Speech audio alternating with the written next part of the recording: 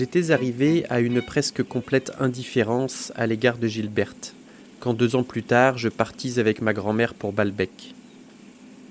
Quand je subissais le charme d'un visage nouveau, quand c'était à l'aide d'une autre jeune fille que j'espérais connaître les cathédrales gothiques, les palais et les jardins de l'Italie, je me disais tristement que notre amour, en tant qu'il est l'amour d'une certaine créature, n'est peut-être pas quelque chose de bien réel. Puisque si des associations de rêveries agréables ou douloureuses peuvent le lier pendant quelque temps à une femme jusqu'à nous faire penser qu'il a été inspiré par elle d'une façon nécessaire, en revanche, si nous nous dégageons volontairement ou à notre insu de ces associations, cet amour, comme s'il était au contraire spontané et venait de nous seuls, renaît pour se donner à une autre femme. Vous venez d'écouter les premières lignes de « À l'ombre des jeunes filles en fleurs » de Marcel Proust. Au programme aujourd'hui, bain de mer, prix Goncourt et purée de queue. Bienvenue dans la Voie des Lettres, épisode 45.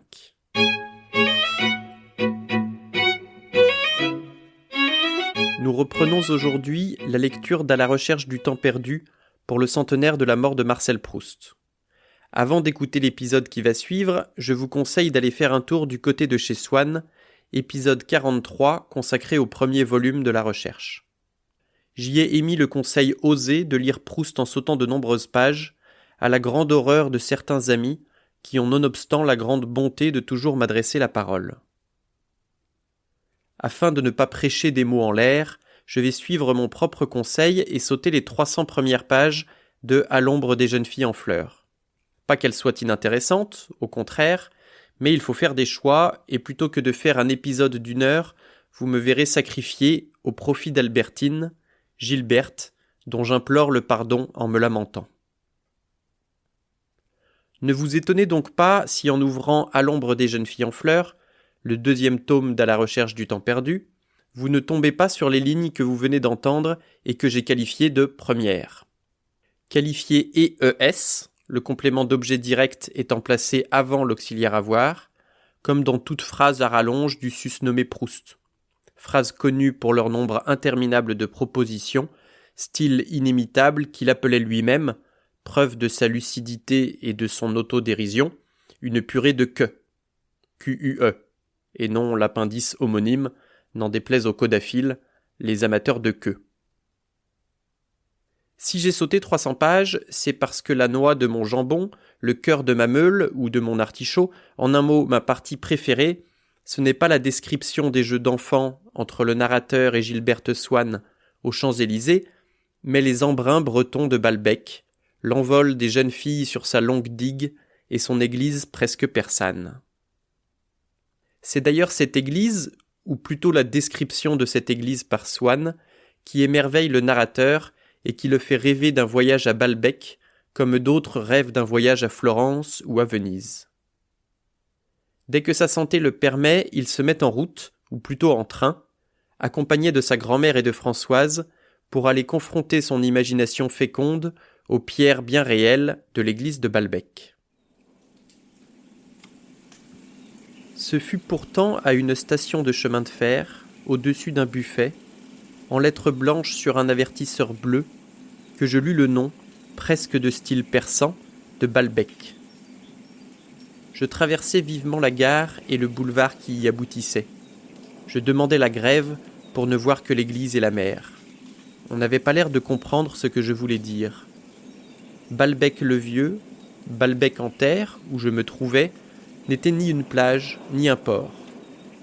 Certes, c'était bien dans la mer que les pêcheurs avaient trouvé, selon la légende, le Christ miraculeux, dont un vitrail de cette église qui était à quelques mètres de moi racontait la découverte.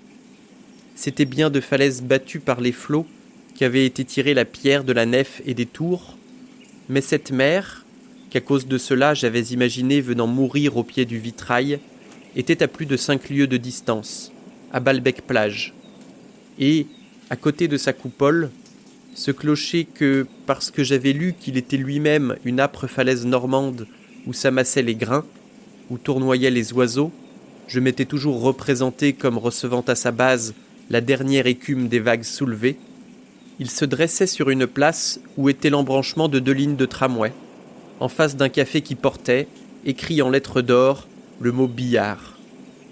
Il se détachait sur un fond de maisons, au toit desquelles ne se mêlait aucun mât.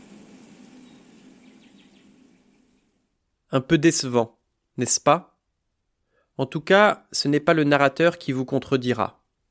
Il est encore jeune et n'a pas fini d'apprendre que la réalité n'est pas toujours à la hauteur de ce qu'on imaginait. Après cette courte escale à Balbec-en-Terre, le narrateur reprend le chemin de fer et débarque à Balbec-Plage, plus spécifiquement au Grand Hôtel de Balbec où il passera la saison. Il occupe ses journées à lire, à déjeuner avec sa grand-mère et à se promener sur la plage. Ce n'est donc pas le travail qui l'étouffe. Il se dit qu'il devrait être productif, écrire un essai, une critique ou un roman, mais il repousse chaque jour le moment de s'y mettre. Après quelque temps, la marquise de Villeparisis, une amie d'enfance de la grand-mère, arrive au Grand Hôtel. Quand elle ne reçoit pas sa famille d'aristos, elle passe volontiers ses journées avec le narrateur et sa grand-mère, met à leur disposition sa voiture et les emmène visiter le pays. Elle ne tarit pas d'éloges sur les siens, notamment sur son neveu, Robert de Saint-Loup, qui doit venir lui faire une visite et passer une partie de la saison dans la région. Le narrateur voit déjà en lui l'ami qu'il sera et avec qui il parcourra toute la recherche du temps perdu. Une après-midi de grande chaleur, j'étais dans la salle à manger de l'hôtel, qu'on avait laissée à demi dans l'obscurité pour la protéger du soleil, en tirant des rideaux qu'ils jaunissaient et qui par leurs interstices laissaient clignoter le bleu de la mer, quand dans la travée centrale qui allait de la plage à la route, je vis, grand, mince, le cou dégagé, la tête haute et fièrement portée, passer un jeune homme aux yeux pénétrants et dont la peau était aussi blonde et les cheveux aussi dorés que s'ils avaient absorbé tous les rayons du soleil. Vêtu d'une étoffe souple et blanchâtre, comme je n'aurais jamais cru qu'un homme eût osé en porter, et dont la minceur n'évoquait pas moins que le frais de la salle à manger, la chaleur et le beau temps du dehors, il marchait vite. Ses yeux, de l'un desquels tombait à tout moment un monocle, étaient de la couleur de la mer. Chacun le regarda curieusement passer. On savait que ce jeune marquis, de Saint-Loup-en-Bray, était célèbre pour son élégance. Tous les journaux avaient décrit le costume dans lequel il avait récemment servi de témoin au jeune duc d'Uzès, dans un duel. Il semblait que la qualité si particulière de ses cheveux, de ses yeux, de sa peau, de sa tournure, qui l'eussent distingué au milieu d'une foule comme un filon précieux d'opale azurée et lumineuse, engainé dans une matière grossière, devait correspondre à une vie différente de celle des autres hommes.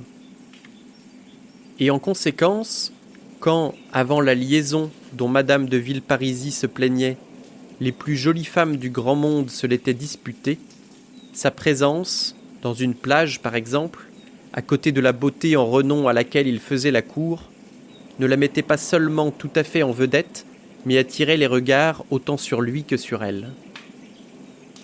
À cause de son chic, de son impertinence de jeune lion, à cause de son extraordinaire beauté surtout, certains lui trouvaient même un air efféminé, mais sans le lui reprocher, car on savait combien il était viril et qu'il aimait passionnément les femmes. C'était ce neveu de Madame de Villeparisis duquel elle nous avait parlé. Je fus ravi de penser que j'allais le connaître pendant quelques semaines et sûr qu'il me donnerait toute son affection. Malgré une première rencontre assez froide, le jeune marquis deviendra en effet un grand ami du narrateur et un modèle d'attention et de délicatesse pour notre héros souffrant. Il est issu de l'aristocratie, mais se différencie par des idées républicaines, préfère Proudhon et Victor Hugo à Racine et prône l'égalité des différentes classes sociales. Il met l'intelligence et la culture bien au-dessus de la naissance ou de l'ancienneté des armoiries, ce qui tranche avec son milieu. La première apparition de Saint-Loup dans la recherche est l'entrée que vous venez d'entendre, décrite avec beaucoup de lyrisme et de poésie. Et ce n'est pas un cas isolé. Il y a dans ce deuxième volume beaucoup de références à Baudelaire, et Proust s'essaye au même style romantique, que ce soit pour disserter sur les couleurs de la mer depuis sa fenêtre, ou quand il passe à table. Pour ma part, afin de garder, pour pouvoir aimer Balbec, l'idée que j'étais sur la pointe extrême de la terre, je m'efforçais de regarder plus loin, de ne voir que la mer, d'y chercher des effets décrits par Baudelaire et de ne laisser tomber mes regards sur notre table que les jours où y étaient servis quelques vastes poissons, monstres marins qui, au contraire des couteaux et des fourchettes, étaient contemporains des époques primitives où la vie commençait à affluer dans l'océan, au temps des Cimériens, et duquel le corps aux innombrables vertèbres, aux nerfs bleus et roses, avait été construit par la nature, mais selon un plan architectural, comme une polychrome cathédrale de la mer. Pendant que le narrateur s'empiffre, faisons un pas de côté et intéressons-nous aux coulisses de ce deuxième tome. Dans l'épisode 43, nous avons parlé de Du côté de chez Swann, refusé par de nombreuses maisons d'édition et finalement publié à compte d'auteur en 1913. Certains écrivains renommés ont lu et beaucoup apprécié ce premier volume, et il ne manque pas de le faire savoir. On trouve notamment parmi eux Jean Cocteau et Lucien Daudet, dont le père Alphonse Daudet est connu pour La chèvre de Monsieur Seguin, une des nouvelles des Lettres de Montmoulin. La Nouvelle Revue Française, ou NRF, comme disent les jeunes, qui se targue de découvrir des talents prometteurs et qui avait refusé Du côté de chez Swann, se rend compte de sa boulette et essaye de récupérer Proust, avec succès. La NRF réédite le premier tome et prépare l'édition du second. Mais la publication de la recherche est interrompue par la Première Guerre mondiale, ce qui laisse tout le temps à l'auteur d'ajouter à son œuvre et de l'étoffer. En 1918 est publié À l'ombre des jeunes filles en fleurs, qui recevra le prix Goncourt en 1919. Cela va assurer la renommée de Proust et de son œuvre auprès des élites littéraires. La première partie du roman s'intitule Autour de Madame Swann, le nom d'Odette de Crécy après son mariage avec Charles Swann. Il est surtout question dans cette partie de l'amour du narrateur pour leur fille Gilberte que nous avons rencontré dans l'épisode précédent. 2 ans plus tard, il entreprend un voyage à Balbec qui est l'objet de la deuxième partie intitulée Nom de pays, le pays. Bien que l'âge du narrateur ne soit jamais mentionné, on devine qu'il est maintenant un jeune adolescent, en partie par la nature de ses relations avec les adultes, et aussi parce que l'amour naïf et enfantin pour Gilberte est remplacé par un désir tout ce qu'il y a de plus charnel pour les jeunes filles en fleurs.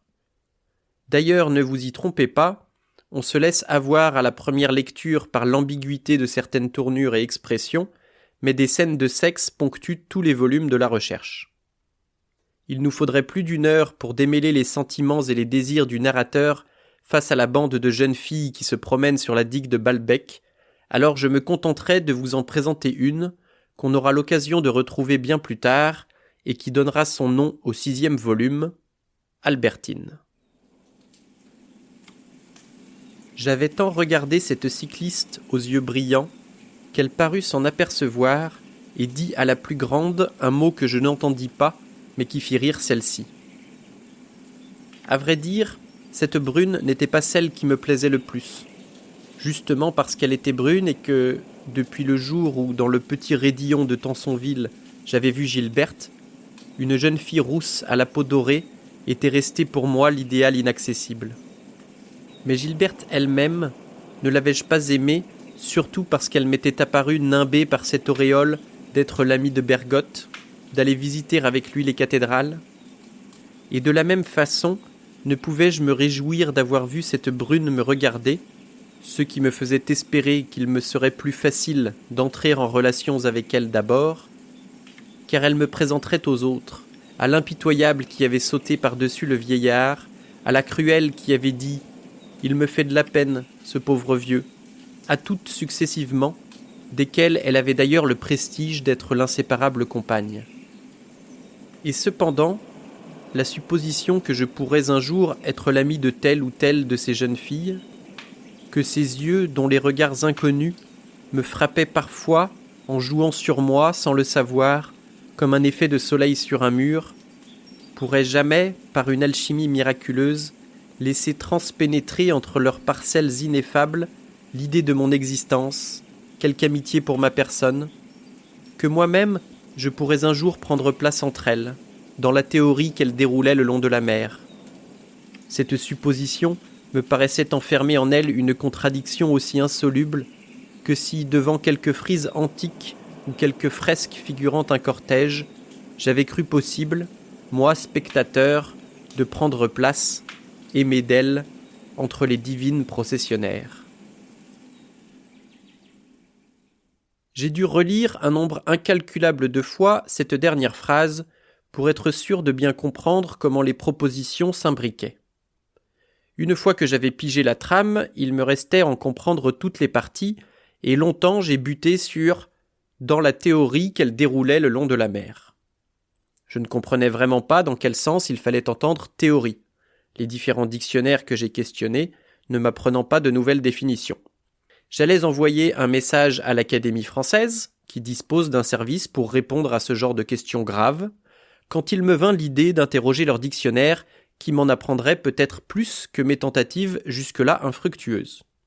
Jusqu'en 1835, je n'y aurais rien trouvé de nouveau, mais après cette année, qui est celle de la publication de la 6e édition du dictionnaire sus-mentionné, apparaît une définition supplémentaire que je m'empresse de vous lire.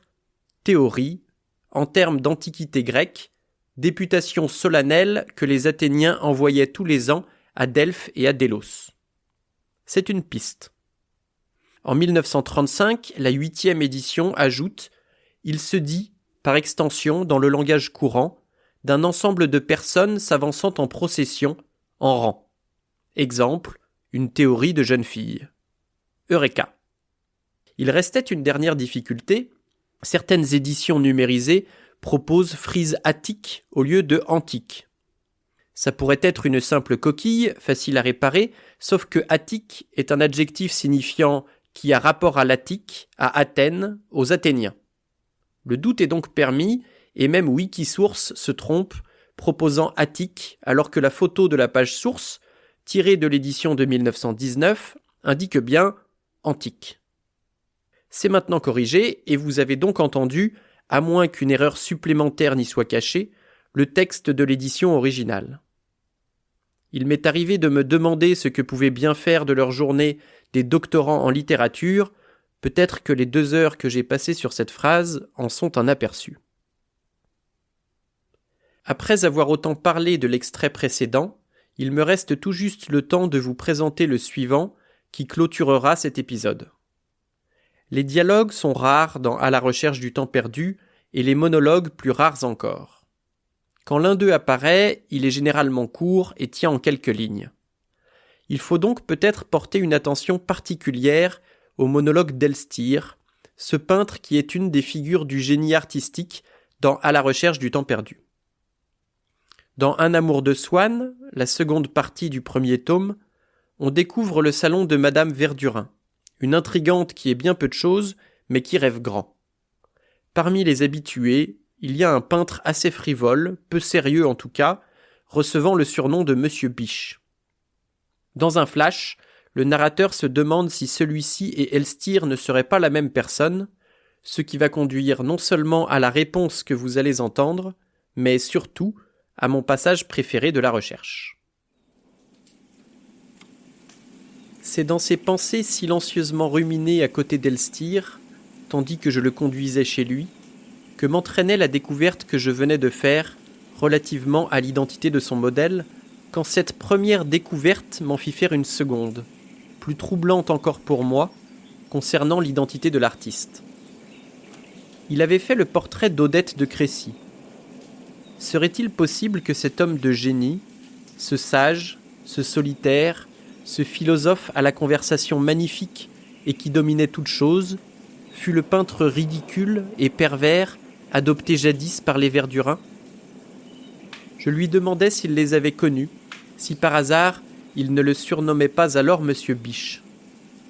Il me répondit que si, sans embarras, comme s'il s'agissait d'une partie déjà un peu ancienne de son existence, et s'il ne se doutait pas de la déception extraordinaire qui l'éveillait en moi, mais levant les yeux, il la lut sur mon visage. Le sien eut une expression de mécontentement. Et comme nous étions déjà presque arrivés chez lui, un homme moins éminent par l'intelligence et par le cœur m'eût peut-être simplement dit au revoir un peu sèchement, et après cela eût évité de me revoir. Mais ce ne fut pas ainsi qu'Elstir agit avec moi.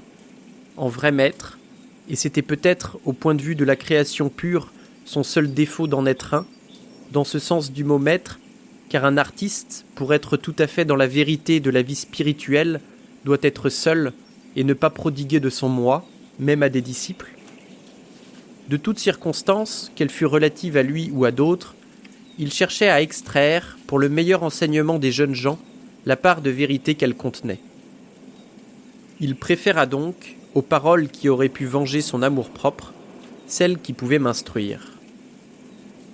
Il n'y a pas d'homme, si sage qu'il soit, me dit-il, qui n'ait, à telle époque de sa jeunesse, prononcé des paroles, ou même mené une vie, dont le souvenir ne lui soit désagréable et qu'il ne souhaiterait être aboli.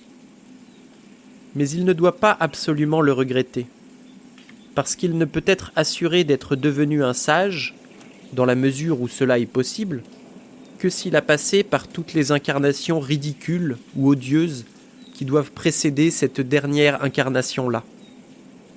Je sais qu'il y a des jeunes gens, fils et petits-fils d'hommes distingués, à qui leurs précepteurs ont enseigné la noblesse de l'esprit et l'élégance morale dès le collège. Ils n'ont peut-être rien à retrancher de leur vie. Ils pourraient publier et signer tout ce qu'ils ont dit, mais ce sont de pauvres esprits, descendants sans force de doctrinaires et de qui la sagesse est négative et stérile. On ne reçoit pas la sagesse. Il faut la découvrir soi-même après un trajet que personne ne peut faire pour nous, ne peut nous épargner, car elle est un point de vue sur les choses. Les vies que vous admirez, les attitudes que vous trouvez nobles, n'ont pas été disposées par le père de famille ou par le précepteur. Elles ont été précédées de débuts bien différents, ayant été influencées par ce qui régnait autour d'elles de mal ou de banalité. Elles représentent un combat et une victoire. Je comprends que l'image de ce que nous avons été dans une période première ne soit plus reconnaissable et soit en tout cas déplaisante. Elle ne doit pas être reniée pourtant, car elle est un témoignage que nous avons vraiment vécu, que c'est selon les lois de la vie et de l'esprit que nous avons des éléments communs de la vie des ateliers, des coteries artistiques, s'il s'agit d'un peintre, extrait quelque chose qui les dépasse. Si seulement les jours faisaient 48 heures, j'aurais pu vous parler du restaurant de Rivebelle, où le narrateur et Saint-Loup rencontrent Elstir pour la première fois, du casino, où la bande de jeunes filles va danser et qui abritera, 2 tomes plus tard, une scène terrible pour le narrateur. J'aurais au moins dû vous dire que c'est à Balbec qu'apparaît pour la première fois ce personnage haut en couleur qui se fait appeler le baron de Charlus et dont le nom est Palamède de Guermantes. Le narrateur réalise alors que Madame de Villeparisis est une Guermantes, que Robert de Saint-Loup lui-même, son fidèle ami, est un Guermantes. Et c'est peut-être ainsi à Balbec que se dresse le plus grand pont jamais construit en littérature, un pont qui part de Gilberte pour rejoindre Robert, un pont qui mène, du côté de chez Swann, au côté de Guermantes, titre du 3e volume et, vous l'aurez compris, d'un prochain épisode. C'est tout pour aujourd'hui, merci d'avoir écouté jusqu'à la fin. Si cela vous a plu, je vous invite à partager autour de vous, à me suivre sur les internets et je vous donne rendez-vous dans 2 semaines pour un nouvel épisode de La Voix des Lettres.